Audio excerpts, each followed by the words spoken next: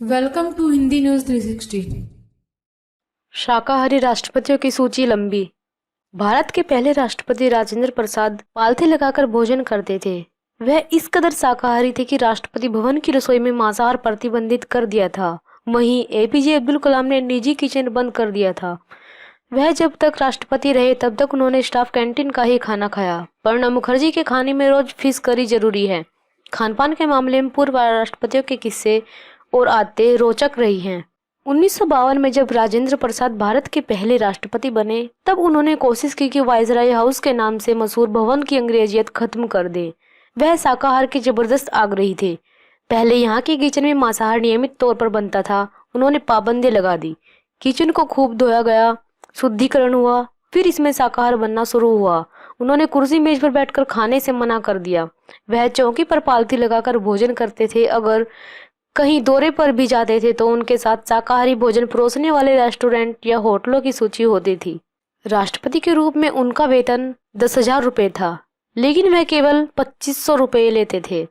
जब उन्होंने पद से अवकाश लेकर राष्ट्रपति भवन छोड़ा तो उनके पास ऐसा कुछ नहीं था जो राष्ट्रपति भवन से लेकर जाते।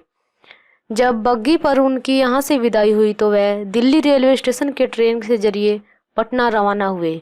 भारी भीड़ उन्हें विदा करने आई थी। भारत के दूसरे राष्ट्रपति सर्वपल्ली राधाकृष्णन केवल 4-5 घंटे की नींद लेते थे। वह भी विशुद्ध शाकाहारी थे। उनके राष्ट्रपति रहने तक विदेशी राष्ट्राध्यक्ष जब मेहमान बनकर यहाँ आते थे तो राष्ट्रपति भवन में ही रुकते थे। विदेशी अतिथियों के लिए 10 कमरों की व्यवस्था थी, लेकिन धीरे धीरे विदेशी राष्ट्र प्रमुखों ने 5 सितारा होटलों की ओर रुख करना शुरू कर दिया। इसके पीछे वजह बताई गई कि उन्हें वो भोजन पसंद नहीं आता था जो वहाँ परोसा जाता था। जाकिर हुसैन जब तीसरे राष्ट्रपति बने तो खान पान परंपराएं बदलने लगी। वह खाने के शौकीन थे। उन्हें भांति भांति के व्यंजन पसंद थे। वह बड़ी पार्टियां देने के लिए जाते थे। जब वह राष्ट्रपति भवन गए तो वहां किचन में मांसाहार का भी प्रवेश हो गया। उनके जमाने में राष्ट्रपति भवन के दरवाजे हमेशा खान पान और तंदूर विशेषज्ञों के लिए खुले होते थे। राष्ट्रपति बनने के पहले आमतौर पर उनकी पार्टियों की व्यवस्था उनकी बीवी शाहजहां बेगम करती थी। अक्सर वह खुद लज्जतदार भोजन तैयार करती थी और पार्टियों में उनके हाथ का बना खाना लोग खाते थे।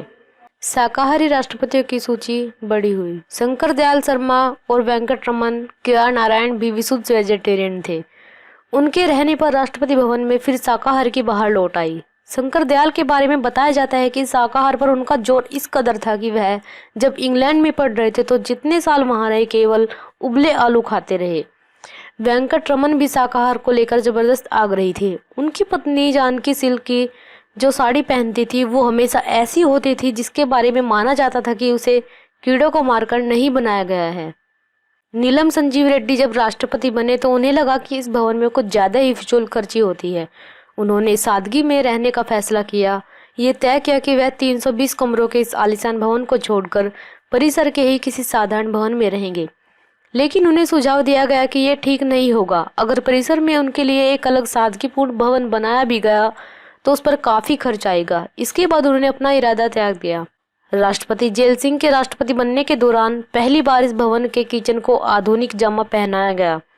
उसे पूरी तरह से 5 सितारा होटल सरीखे किचन में बदल गया। आधुनिक उपकरणों का इस्तेमाल शुरू हुआ। शेफ रखे गए। पहली बार राष्ट्रपति भवन के 2 किचन बना दिए गए। एक किचन जो लगातार यहाँ होने वाली पार्टियों और भोज की तैयारी करे। राष्ट्रपति का व्यक्तिगत किचन अलग कर दिया गया। एपीजे अब्दुल कलाम और अलबेले थे। जब वह प्रथम नागरिक के विशाल भवन में पहुंचे तो उन्हें यहाँ आते ही राष्ट्रपति की व्यक्तिगत किचन को बंद करा दिया गया। उनका मानना था कि अकेले एक व्यक्ति के लिए एक अलग किचन और स्टाफ की व्यवस्था करने का कोई औचित्य नहीं। जब तक वह पद पर रहे तब तक वह राष्ट्रपति भवन की स्टाफ कैंटीन से खाना बनवाकर खाते रहे। वह शाकाहारी थे। नियमित तौर पर इडली, वड़ा और सांभर नाश्ते के रूप में लेते थे। जब भी उनके कोई रिश्तेदार राष्ट्रपति भवन में आते थे तो उसके ठहरने और खाने का खर्च कभी यहाँ आधिकारिक मद से नहीं करते थे, बल्कि उसका पूरा भुगतान खुद के निजी बैंक अकाउंट से करते थे। प्रणब दा के राष्ट्रपति बनने के बाद यहाँ का किचन के और बदलाव हुए। भोज और समारोह की तैयारी करने वाला किचन कहीं ज्यादा बड़ा और विविधतापूर्ण हो गया। कॉन्टिनेंटल, मुगलिया, इंडियन और बेकरी जैसे इसके 6 अलग डिपार्टमेंट हो गए। यहाँ अब करीब 50 लोगों का स्टाफ रोज होने वाले किसी न किसी प्रोग्राम के खान पान की तैयारी में लगे रहते हैं। राष्ट्रपति के निजी किचन में वह पकाया जाता है जो उन्हें पसंद है या फिर उनके व्यक्तिगत मेहमानों को परोसा जाता है। वैसे वह मंगलवार को छोड़कर रोजाना फिश करी, बंगाली मिठाइयाँ और सेब को अपने रोजाना के भोजन में जरूर शामिल रखते हैं।